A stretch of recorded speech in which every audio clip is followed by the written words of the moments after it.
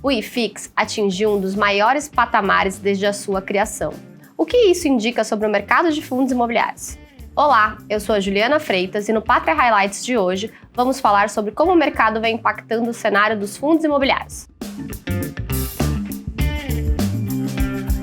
Em abril, os fundos imobiliários continuaram subindo. O IFIX, que é o principal índice do setor na B3, fechou um mês com 3.413 pontos, uma alta de 3% em relação ao mês anterior. Esse é o maior fechamento do índice desde a sua criação em 2011. Mais uma vez, os fundos de tijolo foram os que mais puxaram essa alta, com valorização de 4,3%, enquanto os fundos de papel subiram em um ritmo mais moderado, apenas 1%. Já no acumulado do ano, o IFIX subiu 9,4%, com os fundos de tijolo subindo 10,3% e os de papel positivos em 7,9%. Ou seja, mesmo em um cenário macroeconômico volátil, o IFIX entregou um retorno superior a 230% do CDI no primeiro quadrimestre do ano. Em nossa visão, existe uma mistura de fatores econômicos, tanto domésticos quanto externos, que impactaram essa performance positiva no ano. Lá fora, os mercados ficaram de olho nas novas tarifas comerciais dos Estados Unidos. Logo no começo do mês, houve o anúncio de tarifas para importações com países sendo taxados entre 10% e 50%.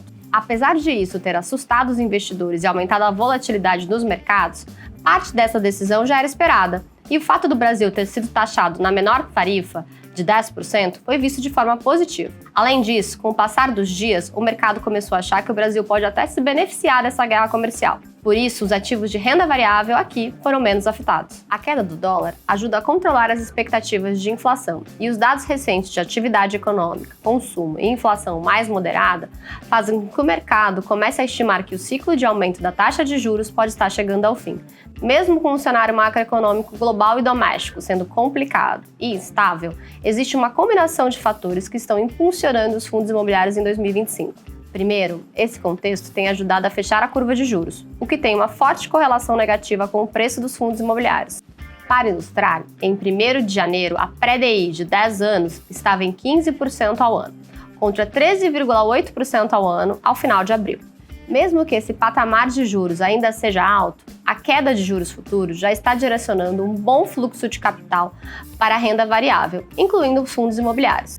Além disso, o aperto monetário iniciado em 2021 desvalorizou bastante os fundos imobiliários e criou um grande desconto entre o preço e o valor do ativo, considerando métricas como o preço-valor patrimonial ou o valor de mercado dos fundos por metro quadrado. Isso faz com que, mesmo com os juros altos no curto prazo, os investidores já queiram antecipar a recuperação que costuma acontecer depois do fim de um ciclo de alta de juros básicos, especialmente nos fundos de tijolo. Nesse sentido, apesar dos últimos meses terem sido de alta forte para os fundos imobiliários, considerando essa mesma métrica de desconto em relação ao valor patrimonial, ainda pode haver espaço para valorização.